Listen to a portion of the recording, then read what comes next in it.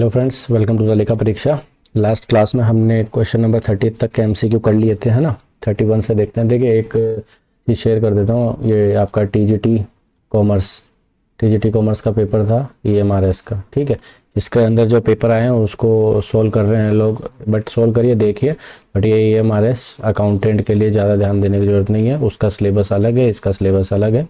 उसके अंदर तो बहुत सारी चीज़ें हैं जो आपके सिलेबस में है भी नहीं। अगर उस तरह के क्वेश्चन आप प्रिपेयर करने बैठेंगे तो क्वेश्चंस नहीं बनता है। आपके सिलेबस में जितना है वो सब करिए, क्वांट करिए, रीजनिंग करिए, जीके, हिंदी, इंग्लिश, वो सब करिए। इधर ज़्यादा मत घुसिए टीजीटी के पेपर में। ठीक, वो एकेडमिक लेवल की पोस्ट है, वहाँ पे बहुत ज़्यादा वास्ट सिलेबस था। ठीक है, आगे बात समझ में। देखते हैं क्वेश्चन नंबर 31।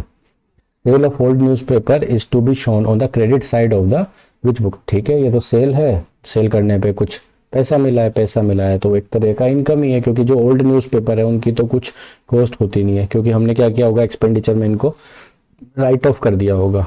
तो असेट में है नहीं, जब राइट ऑफ किए हुए आइटम है, न्यूज़पेपर बेचे, तो आपको क्या हो गया, इनकम हो गया। एक तरह का स्क्रैप का है। काफ़ी फेमस क्वेश्चन जो है ये पीएसयू के एग्जाम में आता है।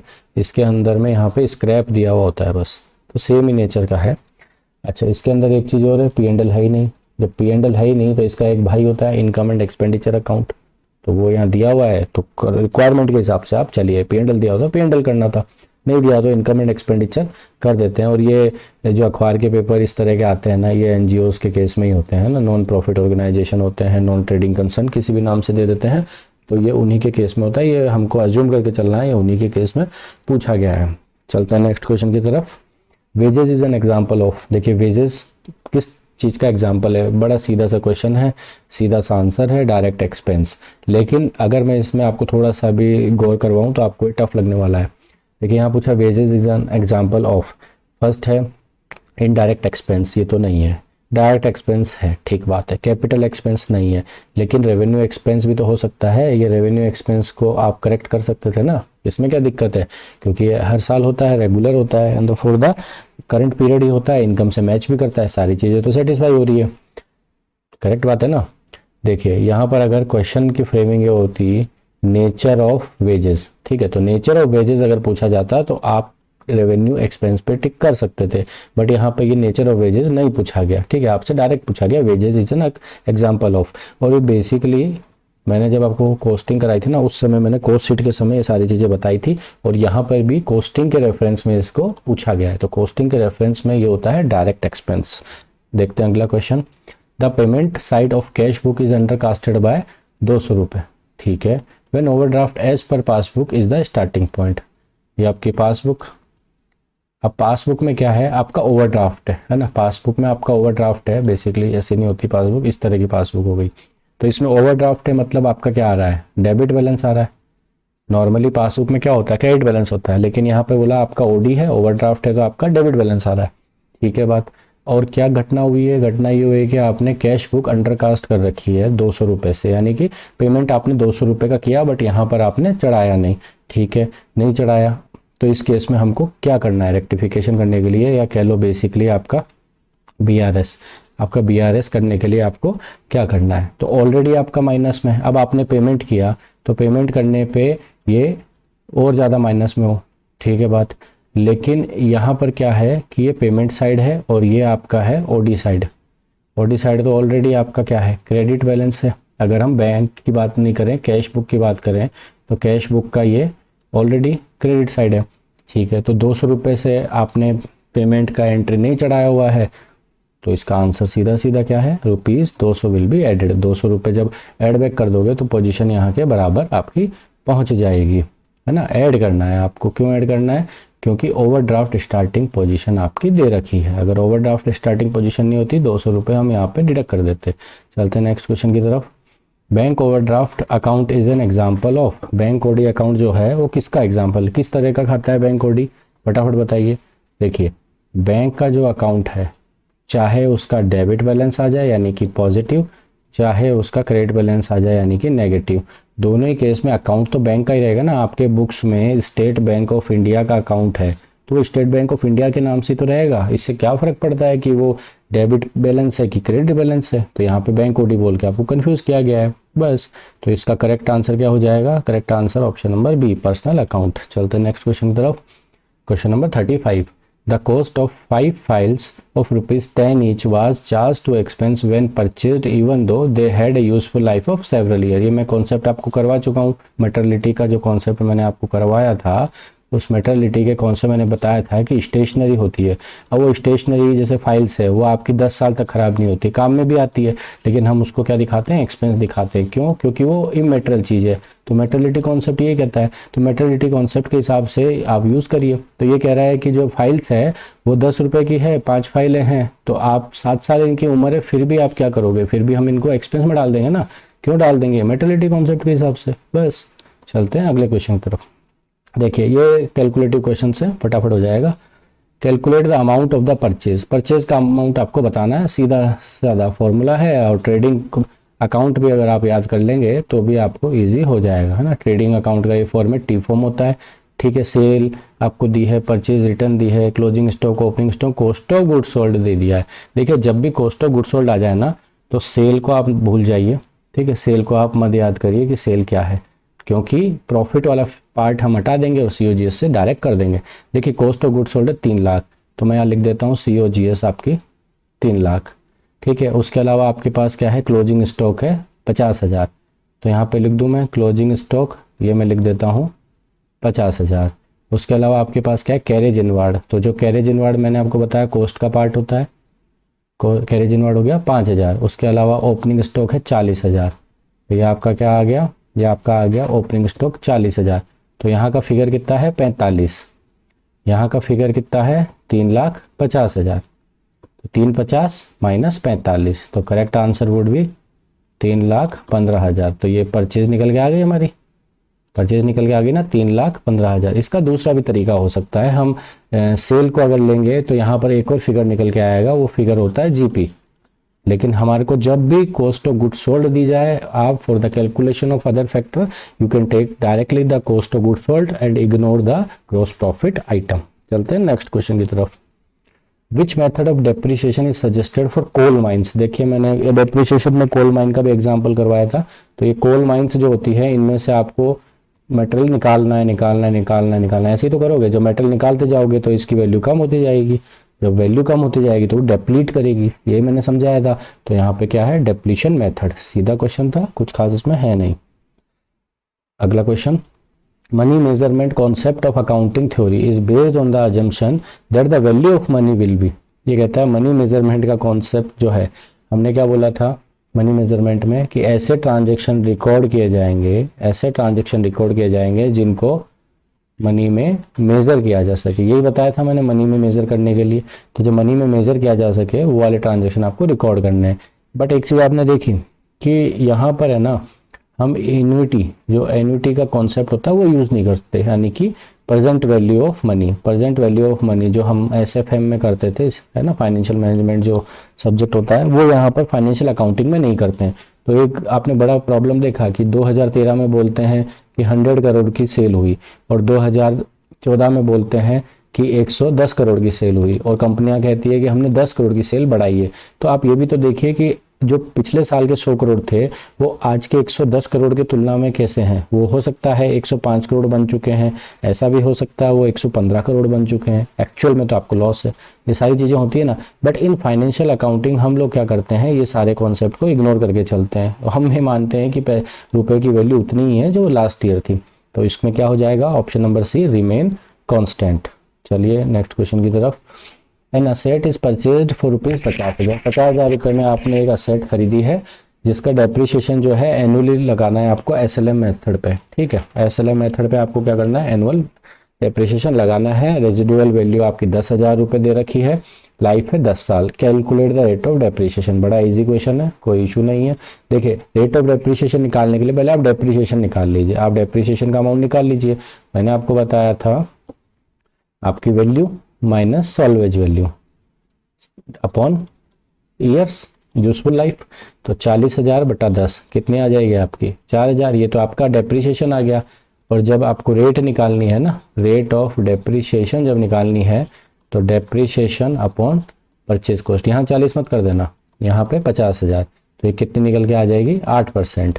तो करेक्ट आंसर क्या हो जाएगा C, 8%। देखिए इसको वेरीफाई भी कर सकते हैं आप, कैसे, अब ये 8% को आप 50,000 पे निकालेंगे 8 पंजे 40, 4000 एवरी ईयर का डेप्रिसिएशन आएगा और यहाँ पे भी आपने डेप्रिसिएशन 4000 ही कैलकुलेट किया था। ऐसे डायरेक्ट क्वेश्चन छोटे मोटे आ जाते हैं। और यहाँ पर आप गड़बड़ क्या कर देंगे कि यहाँ पर आप नीचे 50 की जगह 40 ले सकते हैं, सालवेज लेस करना भूल जाएं, ठीक है। ये छोटी छोटी आप गलतियां कर सकते हैं, इनका आप ध्यान रखिएगा।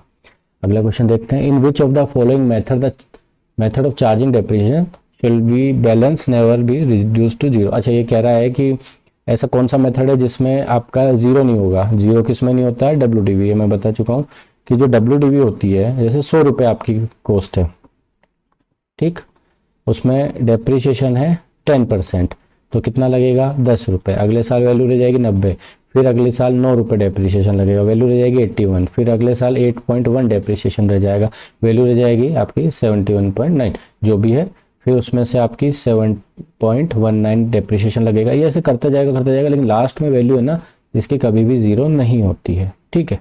आगे चलते हैं, ABC limited provides with the following data. ABC limited, ये बड़ा अच्छा क्वेश्चन है, कैलकुलेटिव क्वेश्चन है, करते हैं। देखिए ये कहता है हमारे पास ये करंट रेशो है, ये लिक्विड रेशो है, ये नेट वर्किंग कैपिटल है। आप कैलकुलेट करिए, करंट असेट बता दीजिए हमें और करंट लायबिलिटी बता दीजिए, और ये हमको ऑप्शन दिए हुए हैं, इसको तो सॉल्व ही करना पड़ेगा। जो करंट रेशो है आपको दिया है 2.5:1, करंट रेशो जो है 2.5:1, और आपको नेट वर्किंग कैपिटल दे रखी है कितनी, 6 लाख। नेट वर्किंग कैपिटल कितनी है, 6 लाख है। तो इसके दो एक तरीके हैं, आप उसको कैसे भी कर लीजिए। देखिए current asset minus current liability, यही है current asset minus current liability, ये आपकी वर्किंग कैपिटल है। तो ये आपकी कितनी दे रखी है, 6 लाख दे रखी है। अब ये कह रहा है कि ये तो है 2.5 और ये है आपका 1, ऐसी तो कह रहा है।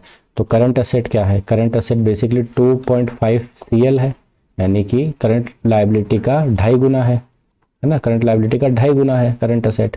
तो 2.5 CL minus CL equal to 6 lakh, ये इक्वेशन बैठ गई। अब इसमें से आप घटा दीजिए, 2.5 CL में से CL घटाएंगे तो 1.5 CL, ठीक है। 1.5 CL equal to 6 lakh and CL equal to 6 lakh upon 1.5, तो आंसर क्या निकल के आएगा, 4 लाख। तो ये 4 लाख तो क्या आया, करंट लायबिलिटी। तो वैसे तो आंसर डायरेक्ट ही हो गया, सिर्फ यहीं पे 4 लाख का ऑप्शन है, बट मान के चलिए यहाँ भी 4 लाख का ऑप्शन होता, आगे फर्दर कैलकुलेट करना होता, तो आप क्या करते कि आपकी CL जो है 4 लाख, ठीक है, प्लस कर देते आपकी वर्किंग कैपिटल, तो ये आपकी क्या निकल के आ जाती, असेट। तो हमारी वर्किंग कैपिटल है आपकी 6 लाख, ठीक है, और प्लस कर देंगे इसमें हम 4 लाख करंट लायबिलिटी, तो आंसर निकल के आ जाएगा 10 lakh. Option number C is the right answer. बड़ा अच्छा क्वेश्चन था।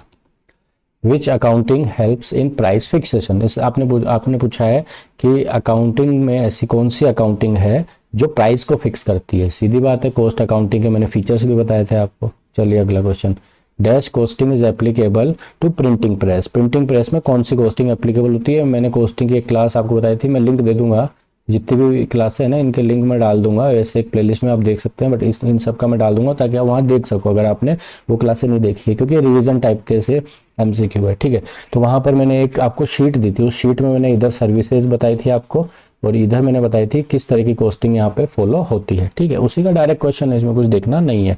Yes costing is applicable to printing press. Printing press में क्या होती है बताइए, आपका बैच होता है, जॉब होती है, प्रोसेस होती है, सर्विस होती है।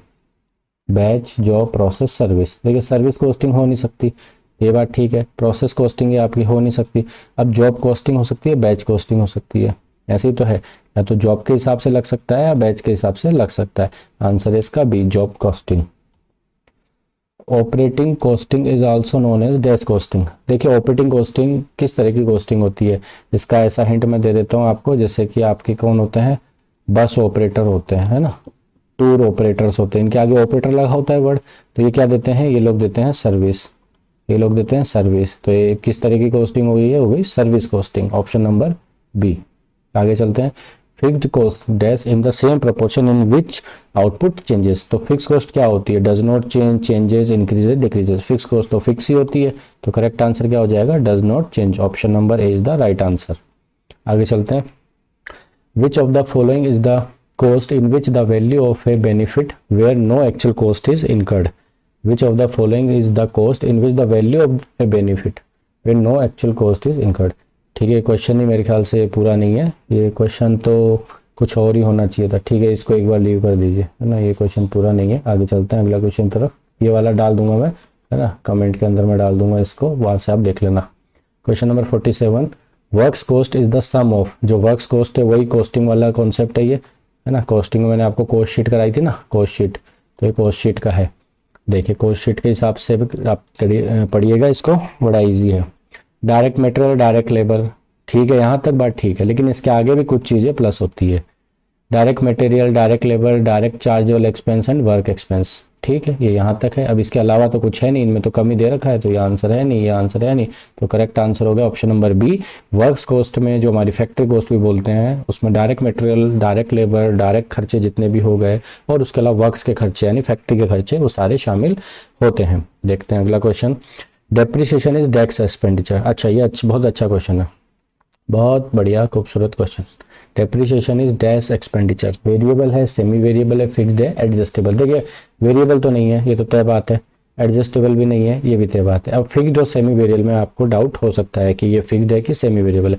अब देखिए अगर यहाँ पे पूछा होता अमाउंट ऑफ डेप्रिसिएशन, तो अमाउंट ऑफ डेप्रिसिएशन डिपेंड करता है अलग अलग मेथड पे। जैसे कि SLM मेथड होता है, यहाँ पे ये अमाउंट ऑफ डेप्रिसिएशन तो रहता है फिक्स्ड, लेकिन WDV जो रहती है उसके अंदर ये रिड्यूस होता जाता है, अलग अलग चीज़ें हैं ना। तो यहाँ पर क्या है, इसका नेचर की बात हो रही है, डेप्रिसिएशन के नेचर की बात हो रही है। तो नॉर्मली बात करिए तो ये इतना डेप्रिसिएशन तो आपका लग रहा है ना, ये डेप्रिसिएशन आपका लग रहा है, लेवल ऑफ प्रोडक्शन चाहे कुछ भी हो। फिर अगर मान के चलिए मशीन्स जो है उनको ज़्यादा यूज़ किया जाएगा तो डेप्रिसिएशन भी ज़्यादा लगेगा, उसमें छीजत ज़्यादा होगी, है ना, रिपेयर ज़्यादा मांगेगा, मेंटेनेंस ज़्यादा मांगेगा, उसकी लाइफ भी कम हो सकती है। तो हमारा डेप्रिसिएशन धीरे धीरे बढ़ता जाएगा, लेवल ऑफ प्रोडक्शन बढ़ेगा, और लेवल ऑफ प्रोडक्शन गिरेगा तो डेप्रिसिएशन गिरेगा, लेकिन गिर के एकदम फ्लैट नहीं होगा, है ना। यहाँ फ्लैट ये नहीं हो पाएगा, और ये यहाँ से वापस सीधा हो जाएगा, ये बराबर हो जाएगा। तो ये जो पार्ट है आपका यहाँ से लेकर यहाँ तक, ये तो आपका है फिक्स्ड कॉस्ट, और इसके ऊपर का जो हिस्सा है, ये सारा हिस्सा, ये आपकी क्या हो गई, वेरिएबल कॉस्ट। तो जिस कॉस्ट में वेरिएबल प्लस फिक्स कॉस्ट दोनों शामिल होती है उसको कहते हैं हम सेमी वेरिएबल कॉस्ट। आगे बात समझ में, देखते हैं अगला question. Inventory turnover ratio equal to, अच्छा इन्वेंट्री टर्नओवर रेशियो का फॉर्मूला पूछा है, इजीली डायरेक्ट हम इसको कर सकते हैं, और फॉर्मूला भी नहीं पूछा है इसमें, तो बड़ा इजी पूछा है कि आपको इन्वेंट्री में कौन सा पार्ट लेना है, मिनिमम लेना है, एवरेज लेना है, मैक्सिमम लेना है, क्लोजिंग लेना है। मैंने आपको बताया था कि अगर आपके पास डेटा अवेलेबल नहीं है तो क्लोजिंग लेना है, ये बताया था। लेकिन आपको अगर डेटा अवेलेबल है तो हमेशा हमको क्या लेना है, एवरेज लेना है। हर तरह के टर्नओवर रेशियो में, किसी भी तरह के टर्नओवर रेशियो में, चाहे वो डेटर हो, चाहे क्रेडिटर हो, चाहे इन्वेंट्री हो, आपको हमेशा एवरेज ही लेना है। इससे आपके 3 तरह के क्वेश्चन सॉल्व होते हैं। देखिए अगला क्वेश्चन देखते हैं। Which of the following is not shown on the liability side, इनमें से क्या लायबिलिटी साइड में शो नहीं होता है। ठीक है, देखिए लायबिलिटी साइड ये हमारी बैलेंस शीट है, ये इधर असेट है, इधर कैपिटल प्लस लायबिलिटी, इतना तो पता है। तो इशूड कैपिटल बिल्कुल लायबिलिटी साइड में होती है, अथोराइज्ड कैपिटल नहीं होती है, पेड अप कैपिटल होती है, रिजर्व कैपिटल भी होती है। तो करेक्ट आंसर क्या हो जाएगा, अथोराइज्ड कैपिटल। देखिए अथोराइज्ड कैपिटल क्या होती है बता देता हूँ शॉर्ट में। 10 करोड़ रुपए की अथोराइज्ड कैपिटल है, इसका मतलब ये है कि कंपनी जो है क्या कर सकती है, 10 करोड़ रुपए तक की कैपिटल को इशू कर सकती है ना, मैक्सिमम इशू कर सकती है, उससे ऊपर ये नहीं जा सकती। 10 करोड़ अगर लिखा है तो वो लायबिलिटी नहीं है, वो उसकी मैक्सिमम कैपेसिटी है, इससे ज़्यादा वो इशू नहीं कर सकते। ठीक है, तो ये वीडियो यहाँ तक आपने देख लिया होगा, आप इसका पिछला वाला वीडियो भी देख लेना 30 क्वेश्चंस के लिए। फर्दर जो हमारे 65 तक के लिए बैलेंस क्वेश्चन बच रहे हैं वो हम नेक्स्ट वीडियो में कवर करते हैं। मिलते हैं नेक्स्ट वीडियो में।